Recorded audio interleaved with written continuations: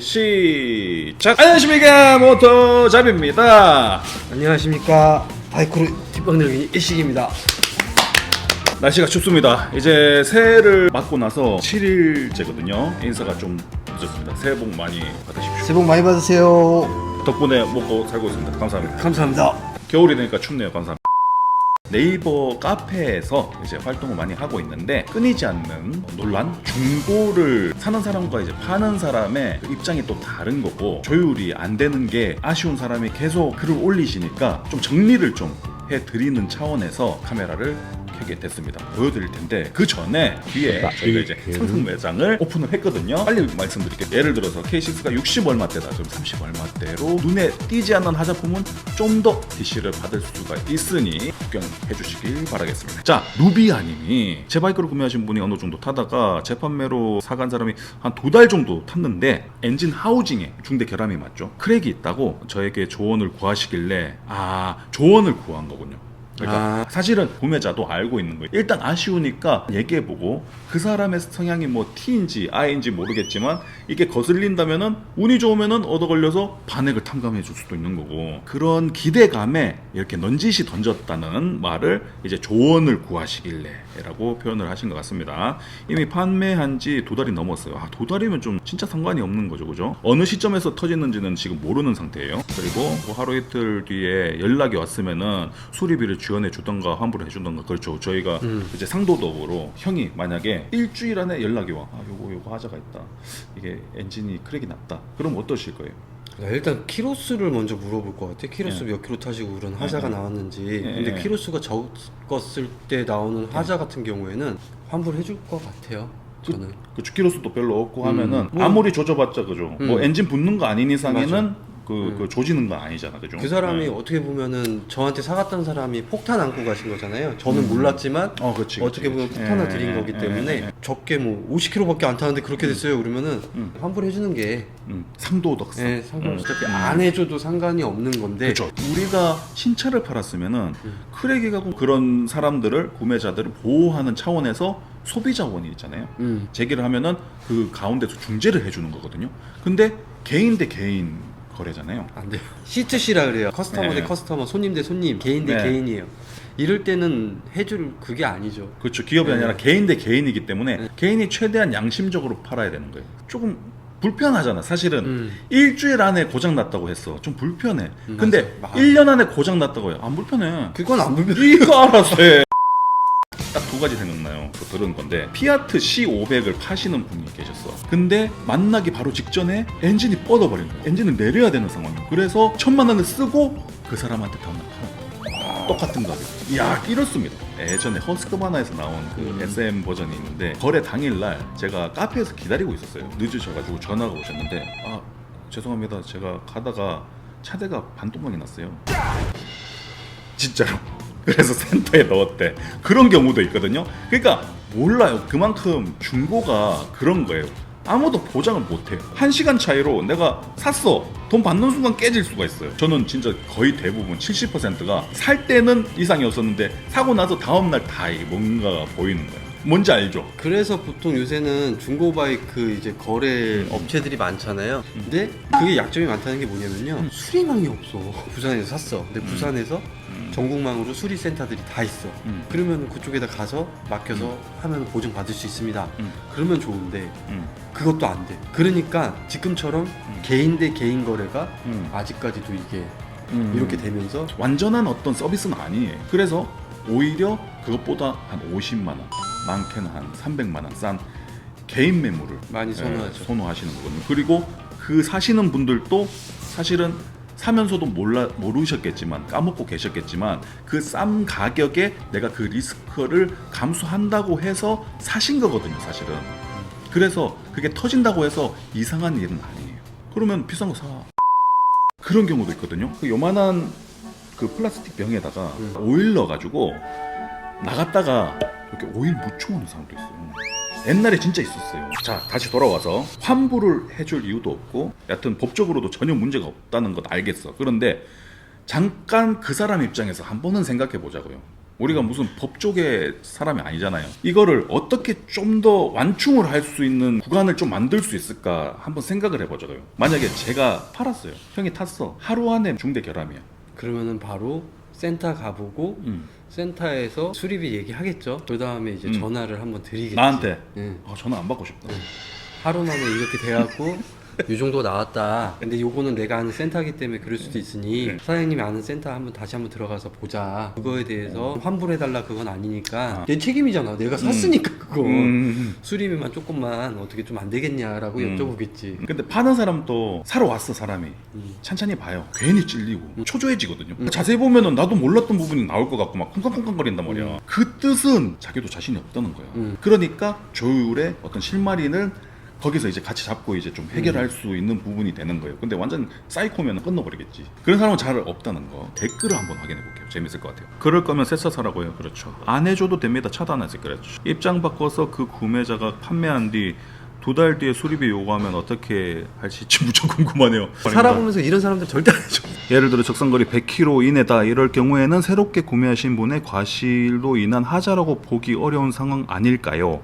새로 사가신 분이 몇 킬로나 조사하셨대요. 그러니까 아까 얘기했던 일단 일주일 안에 기분이 좀 그래요. 약간 일주일과 한 달은 다르거든요. 그래서 일주일 안에 키로수가 얼마 안 됐을 때 몇 킬로까지 이해를 해주시겠어요? 만약에 일주일 안인데 1000킬로를 탔어. 솔직히 저는 50kg, 100kg 안에서 나왔을 거예요 분명히. 그러니까 이렇게 얘기할 수 있는 거죠. 너 실컷 타놓고 왜 나한테 그래? 100kg 미만이면은 생각해 볼 거야. 100kg 안에 일주일. 100kg 안에 일주일. 이렇게 기억해 놓으세요. 일식님 이거 별명으로 일식님으로 돼 있고 성철님 이름이 있다. 잣대를 씌우시면 됩니다. 괜찮아요. 저 바튬에 없어요. 님한테 물어본 것도 그다지 조언을 얻기 위함만으로는 안 보여서 당연하죠. 기대를 해봤다니까. 2년 넘게 타고 있고 크랭크 나갔다고 수리비 달라는 사람보다 조금 나은 환자네요. 직거래는 돈 받고 서류 주고 돌았으면 끝입니다. 그렇죠. 예외는 사고가 있는데 무사고라고 했던가. 그렇죠. 그거는 사기죠. 위에 그 바이크 중고 시장에는 특이한 내구조가 많다 그러는데 그냥 자동차도 많고요. 그럼요. 일반적인 것도 많아요. 네. 단순하게 말해서 그냥 손해 보는 일은 싫어하는 거죠, 사람이. 신차 사는 게 맞아요. 그만.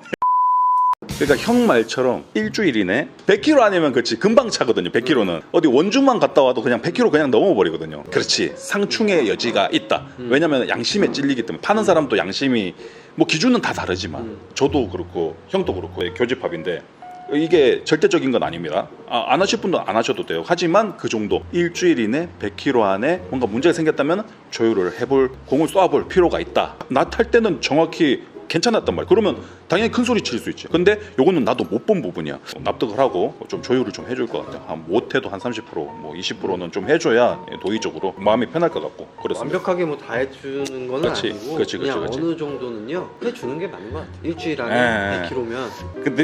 근데 우리 이거 올라가고 나서 우리 욕 많이 먹을 거 알고 있어요? 우리 욕 되게 많이 먹고.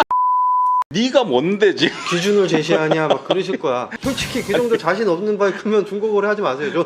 이거는 당당하게 얘기해. 이 시장이 좀 깨끗해져야 돼. 폭탄 넘기기 하려고 파는 분들이 있어요. 그렇죠. 하지 마세요. 근데 중고 거래 형은 지인들이랑 해서 뭐 억하신 적이 없는데 오늘 왜 이렇게 원성이 높아지지? 화가 나요. 자, 중고시장 거래가 좀 더 좀 클리어해지려면은 물론 파는 사람도 정직하게 영심적으로 팔아야 되지만은 근데 사는 사람의 입장에서도 요령 없이 그냥 그걸 덜컥 산다. 그래서 사는 사람들도 조심을 해야 되는데 그래서 이제 팁을 좀 간단하게 드리겠습니다. 제 경험치 내에 팁을 좀 드릴게요. 일단 제가 뭐 사고 싶은 게 있어. 뭐뭐 삽니다. 올리지 마세요. 팔이 엄청 꼬이거든요. 나 있어요. 사진 어디서 퍼와가지고 막 보여줘요. 근데 용달이야. 내가 어디 왜 해외에 있어 뭐 어디 있대. 근데 갖고 싶은 사람은 지금 당장 사야 되잖아. 그걸 노리는 거거든요. 제가 나와 있어서 그것도 미안하니까 한 100만 원 더 깎아드릴게요. 시원하게 깎아줘. 그럼 눈이 확 돌아가. 사는 사람 입장에서는. 그래서 400만 원 500만 원 그냥 다 날립니다. 지금 또 여전히 날리고 있어요. 그러니까 눈에 안 보이는 물건은 그냥 없다 손 치세요. 절대로 그거는 절대. X. 그리고 용달이 일단 보내라. 500만 원 쳐준대. 오케이 보냈어. 근데 하자를 잡아. 이거 좀 터진 것 같은데 근데 제가 확인할 방법이 없잖아. 그 자리에서. 그러니까 그것도 너. 그러니까 같이 보고 얘기할 수 없는 상황이라면 뭐 좋은 물건이 진짜 있더라도 걸러야 돼요. 구매자가 만약에 용달로 보내주세요. 제가 돈 네. 보낼게요. 네. 근데 이거 뭐 하자 같은 거 안 잡을 거예요. 그러시면은 보내셔도 저도 그렇게 해서 팔았어요. 포항으로 보냈는데 네. 와 멀리 보냈네. 하자는 안 잡았는데 이거 같은 경우에는 참 운이 좋았던 케이스입니다. 진짜 드물어요 이런 거. 음. 그 다음에 뭐가 있지? 신차 사세요. 진짜 사세요. 안쪽을 뭐 뜯겨 볼 거야, 뭐 다 열어볼 거야, 어떡할 거야. 이 사자는 생기기 마련입니다. 근데 그 최소한의 햇빛 좋은 데서 뭐 금 간거나 최소한 하울만 다 살아 있어도 20만 원, 30만 원 그냥 아끼는 거거든. 요 단조 휠도 자세히 보면은 금 다 보여요. 그 대신 낮에 봐야 돼요. 오일 떨어지는지 보고 그것만 봐도 많이 한 거예요. 근데 타고 갔는데 이제 다음날 시동 건데 시동이 안 걸려. 그러면은 내가 준비했던 500만 원을 써서 가져왔는데 500만 원 준비해야 된다고 그거에서 조금씩 이제 까 내려가는 거예요. 그런 건 어떻게 생각하세요? 검단이라고 아이디어 너무 좋다고 생각해. 이제 10년 되나? 넘었을 것 같은데 대신 검사를 해줘요. 그러니까 지역마다 잘하는 센터를 이제 하나 파서 어디에 물건이 있더라 그거 좀 확인해 주세요. CC에 따라서 다르게 받거든요. 체크를 해주세요. 좀 안 좋음, 양호 뭐 이런 식으로 해가지고 그걸 토대로 이제 다시 딜을 할 수 있다고 하는데 그건 되게 좋은 시스템이라고 생각하는데 어차피 중고차에서도 그런 시스템이 있었잖아요. 인간이 보는 거기 때문에 이게 확실하진 않을 수 있다. 내가 보는 게 있으면 이 사람이 못 보는 게 있고 뭐 그런 거잖아요. 그래서 그거는 좀 인지를 하시고 이용을 하시되 뭐 나쁘진 않은 것 같아요. 정리해 드릴게요. 신차 사실 분은 층이 있어요. 돈 많아. 알아서 사시면 됩니다. 완전 베리굿. 근데 내가 이 가격에 신차를 사면 의미가 없다는 사람이 있어요. 좀 사신 분들은. 네. 그리고 튜닝도 그리고 따로 이 녀석은 분명히 고장날 일도 없어. 알아. 그러면은 싸게 사고 싶거든. 그래서 1년 좀 더 된 만 킬로 미만 탄 녀석을 300만 원, 400만 원 싸게 가져오세요. 그것도 오케이. 오케이. 뭐 그건 고장날 일 없어요. AS도 되니까 오케이. 자, 그 다음부터는 최소 5년 이상 그 이하로 된 바이크를 사실 분들은 정해드릴게요. 차값의 최소한 50%는 수리 비용을 가지고 사시면 됩니다. 아쉬워서 전화할 필요도 없어. 내가 마련해둔 그 50%에서 조금씩 까서 원래 고쳐야 될 부분을 고치는구나. 근데 엔진 케이스는 좀 억울하긴 하지만 자기 복이거든요. 그거는 50%에서 조금씩 까내려간다고 생각하고 하시면은 해결되잖아요. 그렇지 않아요? 맞아요. 우리가 중고 바이크 옛날 거 타는 게 진짜 추억 때문에 사는 분들도 많거든요. 그러면 그치. 그걸 고치면서 타는 내 자식을 하나 만드는 거거든요. 그렇게 생각하시면서 행복하지. 사시는 게 제일 좋을 것 같아요. 네. 근데 나 돈도 없고 하니까는 이 오래된 바이크 사야지. 그런 분들은 절대 하죠. 이렇게 정리를 해드렸고 날씨가 춥습니다. 그 대신 이 영상에서 요거 HB 말씀을 드리니까 꽤 많은 분들이 방문해 주셔가지고 많이 너무 감사드려요. 반절 나갔는데 근데 진짜 싸거든요. 여튼 여기까지만 말씀드릴게요. 예, 그렇습니다. 한번 놀러 오세요. 그러면 지금까지 모토잡이었고요. 빗방능이 일식입니다. 다음에 또 봐요.